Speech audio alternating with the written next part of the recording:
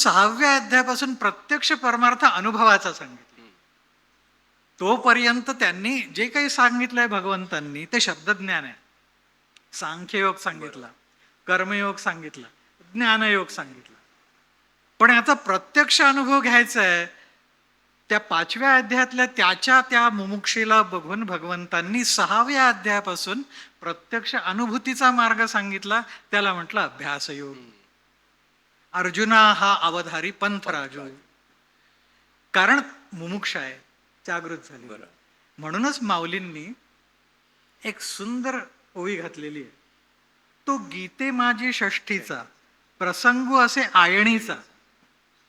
ते म्हणतात हा षष्ठीचा म्हणजे 6व्या अध्यायाचा प्रसंग आयणीचा आहे, म्हणजे अत्यंत महत्वाचा आहे. का तर तो आयणीचा आहे. म्हणून आयणीचा दुसरा शब्द आणखी टोक. एखाद्या गोष्टीचं टोक गाठणं. आता हा जिज्ञासाच्या टोकावर आलेला आहे आणि जिज्ञासाचं टोक जिथे येतं तिथूनच मुमुक्षा सुरू होते. हा मुमुक्षीला आलेला आहे आणि म्हणून हा अत्यंत महत्वाचा प्रसंग आहे. म्हणून माऊली सांगतात हा 6वा अध्याय कसा आहे, जेथौनी गीतावल्लीचे ठाणे प्ररोह पावे. इथून खरी अनुभवाची गीतारूपी वेल आकाराला यायला लागते, ती वाढायला लागते. आणि म्हणून हा 6वा अध्याय अभ्यासयोग हा मुमुक्षेपासूनच सुरू होणारा आहे. आता त्या परंपरेची आपल्यावर मोठी करुणा आहे. हे सगळं लक्षात घेतल्यावर त्या करुणेची जाणीव आपल्याला झाल्याशिवाय राहणार नाही. हे लक्षात घ्या आणि मला सांगा की आपण कुठल्या पात्रतेचे आहोत. आत्ता 6वा अध्याय समजून घेण्याच्या पात्रतेचे आहोत का आपण खरे मुमुक्षु झाले आहोत का? तशी तळमळ आली आहे का आपल्या अंतःकरणाला? ते याचा अर्थ आहे, याचं उत्तर आहे नाही. कारण आत्ताचा आपला जो परमार्थ आम्ही करतो म्हणतो तो फावल्या वेळेचा परमार्थ आहे. म्हणजे प्रपंचातल्या सगळ्या धडपडी करून, त्यातले सुखदुःख, त्यातली एंटरटेनमेंट एन्जॉय करून उरलेल्या वेळात आम्हाला परमार्थ करावासा वाटतो. हे काही मुमुक्षेचं लक्षण नाही. खरा मुमुक्षु आहे तो धडपडतो. जसं प्राणवायूशिवाय एखादा तडफडेल, आपण म्हणतो ना जी ऑक्सिजन लेवल कमी झाली O2 मीटरला, तर तशी ज्याच्या ठिकाणी तळमळ इतकी वाढते की त्याच्या जीवनाची पातळीच कमी खाली जायला लागते की आता जीवन माझं राहील का नाही, इतकी तळमळ वाढते. रात्रंदिवस तोच प्रसंग त्या ब्रह्मविद्येचा. तर तो पात्र आहे त्याला. म्हणून जो खरा मुमुक्षु आहे तो परमार्थाला पात्र आहे. आपण मात्र पात्र आहोत सगळे, आणि हे आपण प्रपंचातली पात्र आहोत. आपला अधिकार नाही आहे तो परमार्थ तळमळीने जाणून घेण्याचा, ती तयारी आपली नाही. तरी पण आपल्या सद्गुरूंना, त्या परंपरेला कळवळा म्हणून त्यांनी आपल्यावर कृपा केली आहे. कारण त्यांचा विचार असा आहे की कोण जाणे हे आयुष्य किती कमी, हा जीव परत कधी मला भेटेल माहिती नाही. तो आलाय एकदा तर भगवत इच्छेने आलाय, त्यामुळे त्याच्या हिताचं त्याला सांगितलं पाहिजे. त्यांना स्वतःचं ते कर्तव्य वाटतं. हा जीव बिचारा जन्मोजन्म या प्रपंचामध्ये फिरतोय तरी याला त्याचा वीटच येत नाही आहे त्या प्रपंचाचा. काय म्हणावं याला? तर निदान याच्यावर त्या परंपरेची कृपा झाली तर हा बाहेर निघण्याचा विचार तरी करेल. आणि अशा करुणेने, अशा भावनेने ते त्याला अनुग्रह करतात. कारण त्यांना हे माहीत असतं की हा जीव कसाही असो, त्याच्या कर्मामुळे त्याचं साधन होणार नाही, त्याचं कर्म आडवं येईल. होतं ना, आणि असं की कर्म आडवं येतं. लोक वाटेल ती कारणं सांगतात. एकदा मला माणगावला असताना एका साधकांना मी विचारलं, तो समोर आल्यावर, काय रे साधन करत नाहीस तू, साधना चुकते तुझी? तर तो म्हणाला, हो मी दर महिन्यात रविवारी बसतो, पण या महिन्यामध्ये म्हणाला शेजारच्या आजींचा बर्थडे होता म्हणून त्या रविवारी बसलो नाही मी. आता हे काय कारण आहेत? आणि अशी जर कारणं असतील तर आम्ही कुठल्या अंगाने मुमुक्षु आहोत, कुठल्या अंगाने पात्र आहोत परमार्थाला? नाही. पण इथे करुणा असते त्यांची, की ठीक आहे याचं कर्म अगदी फालतू आहे असं धरून चाला, ते कर्म याला परमार्थाच्या मार्गात पदोपदी अडवेल हेही धरून चाला, पण कधीतरी ते कर्म संपेल आणि ते कर्म संपायला आल्यावर ही भगवती परत तिचा प्रसाद केल्याशिवाय राहणार नाही. कारण ती भगवती एकदा सद्गुरूंच्या संकल्पाने करुणेने एकदा ती जागृत झाली, ती परमार्थाभिमुख झाली की ती परत सुप्त होत नाही, ती जागृतच राहते. साधक जर नियमाने साधन करायला लागला तर तो जेवढं साधन करेल तेवढी ती शक्ती विकास पावते, तेवढे त्या साधकाला अनुभव यायला लागतात, तेवढा त्याच्या कर्मांचा संचय कमी कमी होत जातो.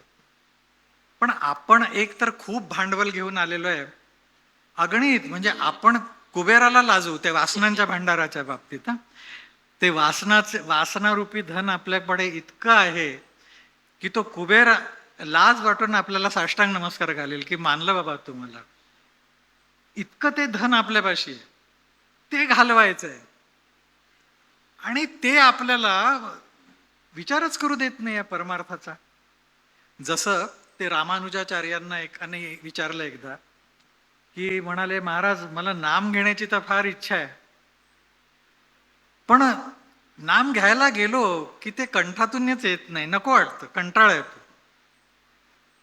मग कसं व्हायचं माझं? ते म्हणाले असंच व्हायचं, तुझं जे पाप आहे जन्मोजन्मीचं, ज्या वासना आहे, ते पाप तुझा गळा दाबतं म्हणाले, बापरे. आणि म्हणून ते नाम मुखातून येत नाही बाहेर. संतांनी पण हेच सांगितलंय सगळ्यांनी, अहो नाम घ्या नाम घ्या सगळं म्हणतात, सगळे म्हणतात, सांगतात, पण नाम मुखात येणं हे सोपं आहे का हो? एक वेळ नाम मुखातून यायला भगवंतांचं अनेक जन्मांची पुण्यही लागते. मग विचार करा की नित्य नेमाने अखंड नामस्मरण होणं किती कठीण आहे, आणि त्यासाठी आपल्यापाशी किती शुद्ध पुण्य गाठीशी पाहिजे, ते नसतं. म्हणून आपल्या परंपरेने त्यालाही एक मार्ग सांगून ठेवलेला आहे की सेवा करा, भगवंतांची सेवा करा, त्या सद्गुरु स्थानांची सेवा करा, त्या सेवेने शुद्ध पुण्य वाढेल, आणि ते जसं जसं वाढेल तसं साधन निर्विघ्न होत जाईल असा अनुभव येतो. साधना निर्विघ्न होण्याच्या मागे तुमच्या पापकर्मांचा जोर कमी होणं हेच आहे ना. मग ते तरी कमी झालं पाहिजे. तर आपल्या या सद्गुरु महात्म्यांना ही खात्री आहे की अशी वेळ त्याचं पापकर्म कमी होऊन त्याच्या पुण्याचा उदय होऊन जी कर्मसाम्य दशा ज्याला म्हणतो ती येणं, आणि मग त्याचा परमार्थ सुरू होणं, हे होईल कधीतरी. तो अगदीच वाया गेला प्रपंचामध्ये तरी या जन्मात नाही, पुढच्या जन्मी होईल, कारण ती भगवती काही सोडणार नाही त्याला. पुढच्या जन्मी देखील त्याला ती परंपरा प्राप्त होऊन अनुग्रह होईलच, तो मनुष्य जन्माला जाईलच. म्हणजे त्या दीक्षेचं हे किती मोठं सामर्थ्य आहे बघा, की तो साधन करो न करो त्याचा पुढचा मनुष्य जन्म ठरलेला आहे. फक्त त्याने अधिक वासनांच्या आहारी जाऊन पापकर्म करू नये म्हणजे झालं, किंवा गुरुद्रोह करू नये म्हणजे झालं. ह्या दोन गोष्टी जर पाळल्या तर मनुष्य जन्म तर नक्कीच आहे पुढचा, आणि पुढे ते सद्गुरू परत भेटणार त्या परंपरेतले हेही नक्की आहे. मग त्यानंतर ते साधन सुरू होईल, कधीतरी सुरू होईल. आता ही जी सहनशीलता आहे त्या परंपरेची, ही जी करुणा आहे, याला जगात मला दुसरी तोड दाखवा, खरंय. याला दुसरं माप नाही. आणि आपल्या करंटेपणाला पण दुसरी तोड दाखवा कुठली, त्यालाही माप नाही. आपल्यासारखे करंटे आपणच आहोत. मामा सांगायचे नेहमी की पृथ्वी मोलाचा किंवा बहुमूल्य, ज्याचं मूल्यच करता येणार नाही, असा हिरा आपल्या हातात ठेवला सद्गुरूंनी, आणि आपण बाजारात याच्या बदल्यात मला थोडे चणे द्याल का हो मुठभर म्हणून फिरतोय. काय म्हणावं या दैवाला, या कर्माला. तर म्हणून मुमुक्षा उत्पन्न होणं, मुमुक्षा उत्पन्न झाल्यानंतर देखील सद्गुरु प्राप्ती होणं, सद्गुरु प्राप्ती झाल्यानंतर देखील साधन नियमाने होणं, ह्या एकापेक्षा एक अवघड गोष्टी आहेत. जे आचार्यांनी सांगितलं की दुर्लभम त्रयमेव एतत् मनुष्यत्वम मुमुक्षत्वम महापुरुष संश्रय. संश्रय म्हटलं महापुरुषांचा नुसता आश्रय नाही, एक तर मनुष्य जन्म प्राप्त होणं, त्यानंतर मुमुक्षुत्व प्राप्त होणं आणि त्यानंतर महापुरुषांचा संश्रय लाभणं. आश्रय लाभणं याचा अर्थ नुसतं महापुरुषांच्या सान्निध्यात जाणं, त्यांनी तुम्हाला स्वीकारणं, त्यांनी अनुग्रह करणं. पण संश्रय म्हणजे त्यांनी अनुग्रह केल्यानंतर त्या साधनेचा योगक्षेम होणं, ते साधन राखणं आणि ते साधन तुम्हाला परब्रह्म स्वरूपाप्रत नेणं त्या साधनेनी, याला म्हणतात संश्रय. तर ह्या गोष्टी एकापेक्षा एक दुर्लभ आहेत. आणि या सगळ्यांचं शेवटी उत्तर काय? तर गुरुकृपा आहे केवळ. सद्गुरुकृपा हेच त्याचं उत्तर आहे. आणि म्हणून सद्गुरूंना अनन्य भावे शरण जाणं हेच मर्म आहे. हे मामा नेहमी सांगायचे, हा जो अभ्यास योग आहे किंवा आपल्या संप्रदायात हे जे कृपायोगाचं साधन सांगितलं, महायोगाचं साधन सांगितलं, ज्याला माऊली भक्तियोग म्हणतात, एकनाथ महाराज ज्याला भक्तियोग म्हणतात, योगमार्गयुक्त भक्तियोग, त्या भक्तियोगाचं हे सार आहे की अनन्य शरणागती, अनन्य शरणागत होऊन सद्गुरूंना अखंड साधनरत राहणं, साधन न सोडणं. आणि असं जर आपण करू शकलो तर ती कर्म देखील दूर करण्याचं सामर्थ्य सद्गुरूंच्या कृपेमध्ये आहे. त्यांची कृपा इतकी विलक्षण असते की कोणाचं कितीही फालतू कर्म असो, त्याच्या कर्माचा ते क्षणात राख करून टाकतात, त्या कर्माचा क्षणात ह्रास करू शकतात. पण अशी करुणा त्यांना यायला आपण काहीतरी आपले सद्गुण त्यांना दाखवले पाहिजे. आणि तो दाखवण्याचा सद्गुण एकच आहे, तो म्हणजे शरणागती. आपल्या शरणागतीची खात्री त्यांना पटली तर. मामा म्हणायचे की आमच्यापाशी शिष्य म्हणून अनेक जमा होतात, पण ते कसे असतात ते सांगतो म्हणाले. ते म्हणाले की जर एखाद्याला सांगितलं की बाळ हे घे, हा पेढा तुला प्रसाद, तर तो म्हणतो ते बॉक्सच द्या, आज्ञा कशी मोडू तुमची, प्रसाद ग्रहणच करतो मी सगळा. आणि त्याला जर सांगितलं की बाळ अमुक एक काम कर आणि नंतर साधनेला बस आणि मग इकडे ये, तर तो म्हणतो महाराज आपले चरण कसे सोडू. त्याला ते कामही करायचं नाही, साधनही करायचं नाही. मी तुम्हाला आश्रय प्राप्त झाला पण संश्रय नाही ना, कधी होणार आहे सगळं. तर ही शरणागती तुमच्या अंतःकरणामध्ये मजबूत आहे, तीव्रतेने आतमध्ये ती जोपासली जाते आहे, असं जरी त्यांना कळलं तरी एखाद्याची अनंत कर्म ते क्षणात भस्मसात करू शकतात. आणि अशी उदाहरणं आहेत. थोरल्या महाराजांच्या चरित्रात आज ज्यांचं पुण्यस्मरणासाठी आपण जमलो आहोत, गांधाबुवा त्यांच्या सेवेत होते. गांढा हा गुजराती शब्द आहे. गांडा म्हणजे अडाणी, गावंढळ. तर ते तसेच वागत होते वेड्यासारखे आणि म्हणून त्यांना गांडा म्हणत होते. आता यांना देखील सद्गुरूंच्या कृपेने सगळं त्यांचं ते अज्ञान जाऊन, त्यांची ती विपरीत कर्म जाऊन ज्ञान प्राप्त झालं, आत्मानुभूती प्राप्त झाली. नुसतं शब्दज्ञान नाही, आत्मानुभूती, ब्रह्मविद्या प्रत्यक्ष झाली त्यांना. का? त्यांचं कर्तृत्व नव्हे, हे ही महाराजांची कृपा आहे, महाराजांची करुणा आहे. आचार्यांच्या चरित्रातला तोटकाचार्यांचा प्रसंग, त्या तोटकांना, गिरींना त्या आचार्यांच्या कृपा कटाक्षाने ज्ञान प्राप्त झालं. तोपर्यंत ते छाट्या धुणं, भांडी घासणं, सेवा करणं आश्रमातली एवढंच करत होते. पण तेच ब्रह्मज्ञान बोलायला लागले. हे त्या सद्गुरु कृपेचं सामर्थ्य आहे. म्हणून आपण म्हणतो ना, त्यांच्या कृपेने चिदानंदायते तनु, सर्व शरीरच अंतर्बाह्य आनंदमय होऊन जातं, चिदानंदमय होऊन जातं, ज्ञानमय आनंदमय होतं. हे सामर्थ्य आहे त्यांच्या करुणेचं. मामांच्या चरित्रातला आपण प्रसंग बघतो की नारायण, आपला नारायण पानसे, पूर्ण अज्ञानाचा टोक असा तो होता. आणि मामांच्या कृपेने इतकी तयारी झाली त्याची की त्याला ओव्यांचे अर्थ लागायला लागले आतूनच. त्याला माऊलींच्या समाधीवर दर्शनासाठी गेला असताना प्रत्यक्ष मामा तिथे बसलेले दिसले माऊलींच्या ऐवजी.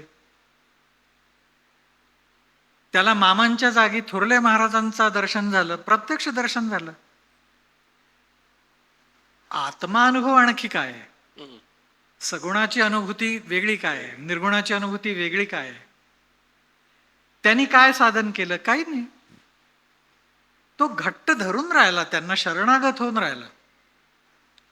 म्हणजे मला त्यातले काही प्रसंग फार मला आवडतात त्याच्या वागण्यातले, नारायणच्या. कधी कधी मामा मुद्दाम त्याला रागवायचे, खूप रागवायचे मुद्दाम. आता ते असं रागवत असत मामा की दुसरा कोणी असता तर तो निघूनच गेला असता तिथून. पण तरी सुद्धा हा शांत बसायचा ते रागवत असताना. आणि त्यांचं रागवणं ते काय तेवढ्या पुरतं असायचं, तो आवेश त्यांनी मुद्दाम आणलेला असायचा. ते शांत बसले की हा मोठमोठ्याने हसायचा. एकदा मी आणि ताई आम्ही तिथेच बसलो होतो, तो असा हसायला लागला. मामांनी आमच्याकडे बघितलं, बघा म्हणाले. आणि त्याला विचारलं, काय रे नारे, वाद झाला काय तुला, का हसतोयस म्हणाला असं. तर तो शांतपणे म्हणाला, नाही म्हणाला, मला काही गोष्टी कळल्या आपल्या कृपेने म्हणून मला हसू येतं. मामा म्हणाले, अरे वा, काय कळलं म्हणाले तुला. तर तो म्हणाला की माझं इतकं पापकर्म आहे अवजड आणि अवघड की ते मी रोज म्हणजे 24 तास साधना केली तरी जन्म पुरणार नाही ते संपायला. ते घालवण्यासाठी तुम्ही हे निमित्त करताय, मला रागवून माझ्या त्या पापकर्माचा ऱ्हास करताय. हे दुर्वास रूप तुम्ही मुद्दाम धारण केलाय माझ्यासाठी, तो दुर्वास अवतार धारण केलाय तुम्ही माझ्यासाठी. आता पहा, ज्ञान वेगळं काय असतं, शरणागतीची भावना वेगळी काय असते.